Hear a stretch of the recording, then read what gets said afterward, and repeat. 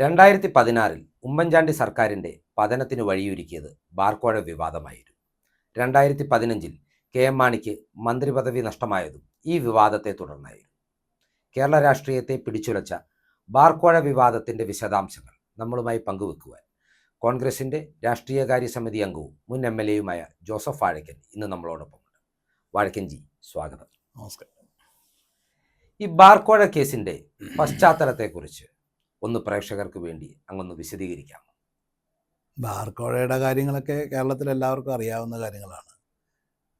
അതിൻ്റെ പശ്ചാത്തലം എന്ന് പറഞ്ഞാൽ കേരളത്തിൽ ഈ UDF ഗവൺമെൻറ് അധികാരത്തിൽ വന്നു കഴിഞ്ഞപ്പോൾ 4 സ്റ്റാർ മുതലുള്ള ബാറുകൾക്ക് ഹോട്ടലുകൾക്ക് ബാറ് കൊടുത്താൽ മതി എന്നൊരു നിയമമാറ്റമുണ്ടായി. അതുണ്ടാകാനുള്ള കാരണം പടിപടിയായി മദ്യവർജനം എന്നൊരു സ്ലോഗൻ, പ്രത്യേകിച്ച് Shri VM Sudheeran KPCC president ആയതിനു ശേഷം അങ്ങനെയുള്ള ഒരു നിലപാടിലേക്ക് വന്നു. അപ്പം അതിൻ്റെ ഭാഗമായിട്ട് അന്ന് വരെ 3 സ്റ്റാർ ഹോട്ടലുകൾക്ക് ബാറ് കിട്ടുമായിരുന്നു. അത് 4 സ്റ്റാർ ആക്കി. പിന്നീട് അതുമായി ബന്ധപ്പെട്ട് കോടതിയിൽ കേസ് വന്നു. സുപ്രീം കോടതി കേസ് വന്നു. സുപ്രീം കോടതിയിൽ കാരണം അന്നത്തെ ചില 3 സ്റ്റാർ ഉണ്ടായിരുന്ന പല ആളുകളും അപേക്ഷിച്ചിട്ടുണ്ടായിരുന്നു. അവസാന നിമിഷം അതെല്ലാം നിരാകരിച്ചു, അവർക്ക് കൊടുത്തില്ല. അപ്പോൾ അവർ ബാറിന് വേണ്ടിയിട്ട് ഉള്ള നിലയിലുള്ള ഹോട്ടലൊക്കെ പണമൊക്കെ മുടക്കി ഒക്കെ വന്നതാണ്. അവർ ഒരുപാട് ലോണും ഒക്കെ എടുത്തുണ്ടാക്കിയതാണ്. അപ്പോൾ പെട്ടെന്ന് അവർക്ക് അത് വലിയ ബുദ്ധിമുട്ടും ബാധ്യതയുമായി എന്നുള്ളത് കൊണ്ട് തന്നെ അവർ കേസിന് പോയി. സുപ്രീം കോടതി വന്നു. സുപ്രീം കോടതി കേസ് എത്തിക്കഴിഞ്ഞപ്പോൾ ഗവൺമെൻറ് പറഞ്ഞ് ഞങ്ങളിങ്ങനെ പടിപടിയായി നിർത്താൻ പോവുകയാണ്, അതിൻ്റെ ഭാഗമായിട്ടാണ് 4 സ്റ്റാറിലേക്ക് വരുന്നത്, മദ്യം പരമാവധി അതിൻ്റെ ലഭ്യത കുറയ്ക്കുക എന്നുള്ളതാണെന്ന് പറഞ്ഞു. അപ്പോൾ ഈ ബാർ ഉടമകൾ അല്ലെങ്കിൽ ഹോട്ടൽ ഉടമകൾ അവർ കൊണ്ടുപോയി പറഞ്ഞു, ഇതിനു മുമ്പ് ഒരു എക്സൈസ് കമ്മീഷണറുടെ ഒരു കണ്ടെത്തലുണ്ടായിരുന്നു. ആ കണ്ടെത്തൽ എന്ന് പറഞ്ഞു കഴിഞ്ഞാൽ നിലവാരമില്ലാത്ത നിരവധി ബാറുകളുണ്ടെന്നും ആ ബാറുകൾ അടച്ചു പൂട്ടണം അല്ലെങ്കിൽ അതിൻ്റെ നിലവാരം ഉയർത്തിയിട്ടേ കൊടുക്കാവൂ എന്നൊരു കണ്ടെത്തലുണ്ടായിരുന്നു. അത് ഇതേവരെ അതിൻ്റെ മേലൊരു നടപടി സ്വീകരിച്ചിട്ടില്ല. അപ്പോൾ നിലവിൽ നിൽക്കുന്ന ഒരുപാട് ബാറുകൾ 3 സ്റ്റാറിനും താഴെയുള്ള ഇതുപോലെ കമ്മീഷണർ പൂട്ടണമെന്ന് പറഞ്ഞിട്ടുള്ള ബാറുകളാണ് എന്ന് പറഞ്ഞുകൊണ്ട് ഇവർ പഴയ, അത് വർഷങ്ങൾക്ക് മുമ്പ് 10-20-25 കൊല്ലങ്ങൾക്ക് മുമ്പുണ്ടായിരുന്ന ഈ കമ്മീഷൻ റിപ്പോർട്ട് കൊണ്ട് സുപ്രീം കോടതിയുടെ മുമ്പിലേക്ക് വെച്ചു. അപ്പോൾ സുപ്രീം കോടതി പറഞ്ഞു, ഇത് ശരിയാണല്ലോ, നിങ്ങൾ ഇപ്പം 4 സ്റ്റാർ എന്ന് പറഞ്ഞ് 3 സ്റ്റാർ പറ്റിയല്ല എന്ന് പറഞ്ഞ് ഇത് 1 സ്റ്റാറും ഇല്ലാത്തവർക്ക് വരെ ഇവിടെ ഓൾറെഡി ബാറുണ്ട്, അത് പരിഷ്കരിക്കണമെന്നും ഇല്ലെങ്കിൽ പൂട്ടണമെന്നുള്ള റിപ്പോർട്ട് വന്നോ, അതിൻ്റെ കമ്മീഷണറുടെ ശുപാർശയുണ്ട്, നിങ്ങളൊന്നും ചെയ്യാതെ നിങ്ങൾ ഈ പറയുന്നതിൻ്റെ അകത്ത് എന്താ ന്യായമെന്ന് ചോദിച്ചു. അപ്പോൾ അതിൻ്റെ ക്ലാസിഫിക്കേഷൻ, അതിൻ്റെ എണ്ണം എത്രയാണ് എന്നുള്ളതിനെക്കുറിച്ച് ഇപ്പോൾ അതിൻ്റെ 200-250 ബാറുണ്ട് അങ്ങനെ. അപ്പോൾ അതും കൂടെ അപ്പോഴത്തേക്കും അന്ന് KPCC പ്രത്യേകിച്ച് VM സുധീരനൊക്കെ അങ്ങനെയാണെങ്കിൽ ആ ബാറും പൂട്ടണം എന്നുള്ളൊരു നിലപാടിലേക്ക് വന്നു. അപ്പോൾ ആകെ പ്രശ്നമായി. ഇപ്പോൾ നിലവിലുള്ള മുഴുവൻ ഒരുപാട് ബാറ് പൂട്ടിപ്പോകുന്നത്. അപ്പോൾ അതിനെ സംബന്ധിച്ചാണ് യഥാർത്ഥത്തിൽ ഈ ബാറിൻ്റെ മേഖലയിൽ വലിയൊരു വിവാദങ്ങൾ വരുന്നത്. അപ്പോൾ അത് വേണ്ട, നിലവിലുള്ള ബാറുകൾ തുടരട്ടെ എന്നൊരു സമീപനമാണ് പാർട്ടിക്കും കോൺഗ്രസ് പാർട്ടിക്കും UDFനും മൊത്തത്തിലുണ്ടായിരുന്നത്. കേരള കോൺഗ്രസിനും അതാണ് ഉണ്ടായിരുന്നത്. അപ്പോൾ അതിന് വേണ്ടിയിട്ടുള്ള വാഗ്വാദങ്ങളും കാര്യങ്ങളൊക്കെ നടന്നതിനിടയ്ക്ക് ഈ ബാറുകളുടെ ഇത് പൂട്ടി നമ്മുടെ മാർച്ച് 31 മുമ്പ് എല്ലാ വർഷവും ബാറുകൾക്ക് അവർക്ക്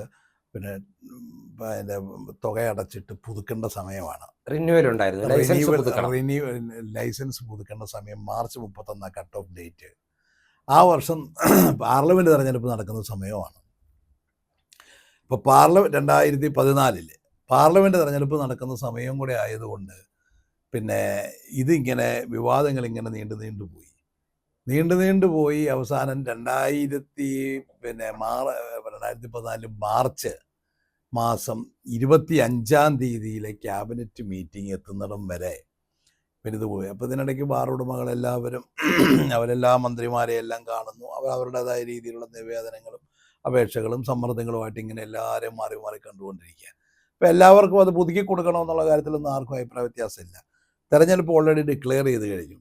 അപ്പോൾ തെരഞ്ഞെടുപ്പ് കമ്മീഷൻ്റെ വിലക്ക് ഇതിൻ്റെ അകത്ത് വരുമോ, ഇനി ഇടയ്ക്കിഞ്ഞ് വെച്ച് ഉള്ളതൊക്കെ വന്നെങ്കിലും അതൊന്നുമില്ല. കാരണം അത് ഓൾറെഡി എല്ലാ കൊല്ലവും നടന്നു പോകുന്ന കാര്യമായതുകൊണ്ടും അത് പുതിയ തീരുമാനമല്ലാത്തത് കൊണ്ടും അത് കൊണ്ട് നടക്കാമെന്നുള്ളൊരു നിയമോപദേശം കിട്ടി. അപ്പോൾ എനിക്ക് തോന്നുന്നൊരു മാർച്ച് 25-ാം തീയതിയിലെ അന്നത്തെ ക്യാബിനറ്റ് യോഗത്തിൽ ഈ വിഷയം വരുന്നു. അന്ന് പുതുക്കി കൊടുക്കാൻ എല്ലാവരും അന്ന് തത്വത്തിൽ അംഗീകരിച്ചിരിക്കുന്ന ദിവസമാണ്. കാരണം അന്ന് പുതുക്കി കൊടുത്താലേ മാർച്ച് അവർക്ക് ഏപ്രിൽ 1 മുതൽ കണ്ടിന്യൂ ചെയ്യാൻ പറ്റുള്ളൂ. അല്ലെങ്കിൽ മാർച്ച് 31 എല്ലാം പൂട്ടണം.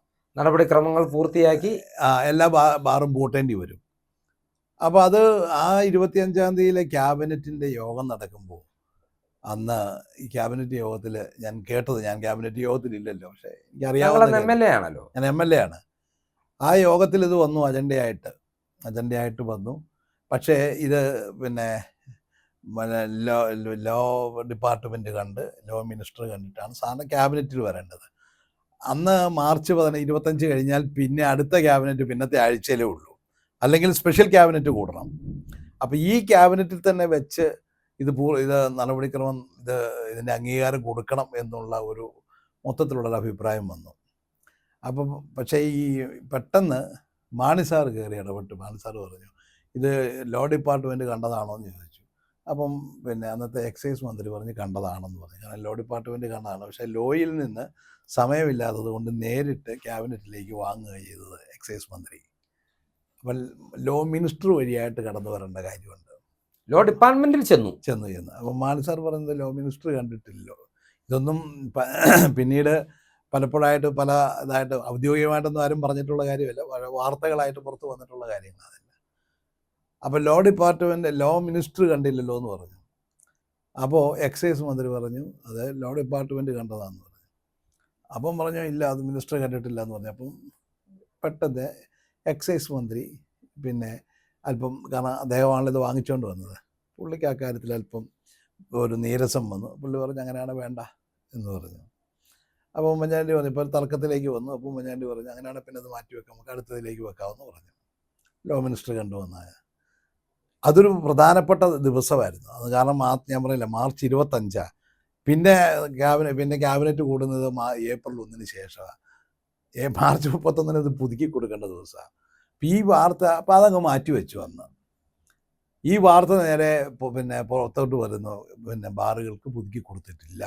എനിക്കൊന്ന് ബാർ ഉടമകൾ ക്യാബിനറ്റ് ഹാളിന് പുറത്തോ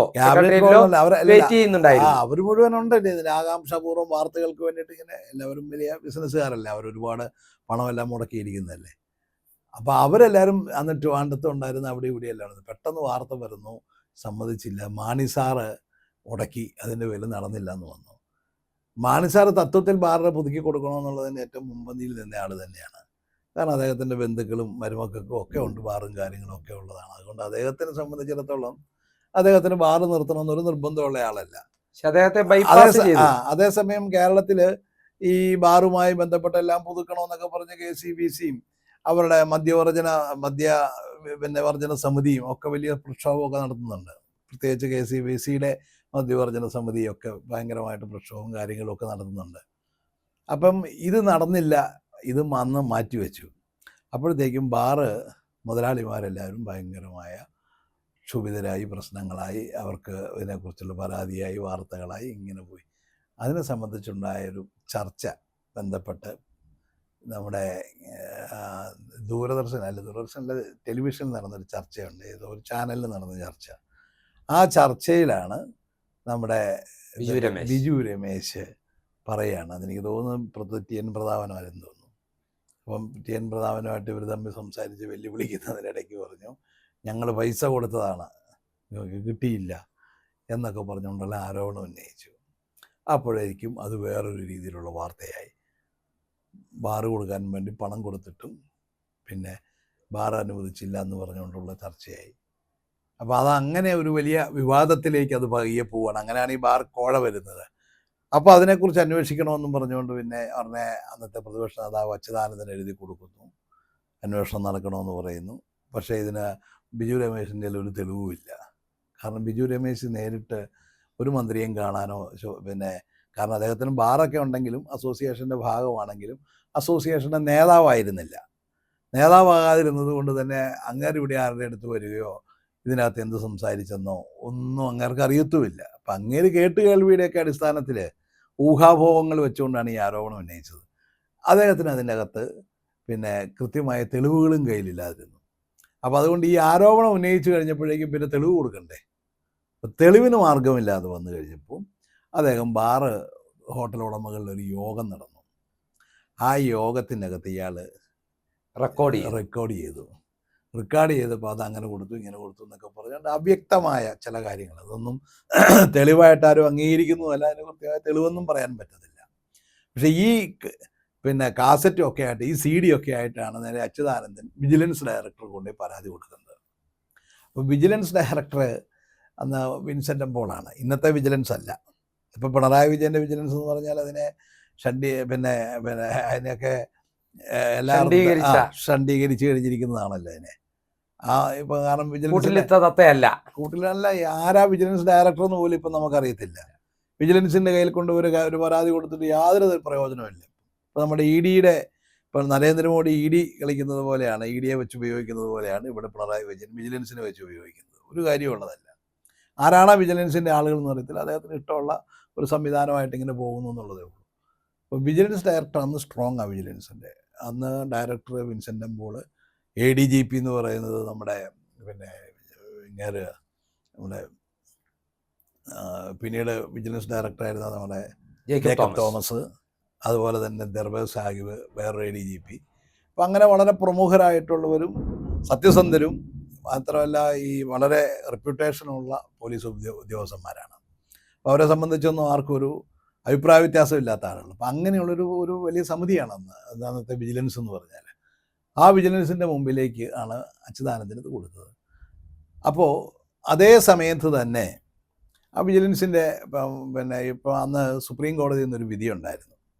സുപ്രീം കോടതിയിൽ നിന്ന് ഇങ്ങനെ രാഷ്ട്രീയ നേതാക്കന്മാർക്കെതിരെ ഇത് വന്നു കഴിഞ്ഞാൽ, ഇത്തരത്തിലുള്ള വിജിലൻസ് എൻക്വയറിക്ക് അഴിമതി ആരോപണമൊക്കെ വന്നു കഴിഞ്ഞാൽ അതിനെക്കുറിച്ച് ആദ്യമേ ഒരു ക്വിക്ക് വെരിഫിക്കേഷൻ നടത്തണം എന്ന് പറഞ്ഞു.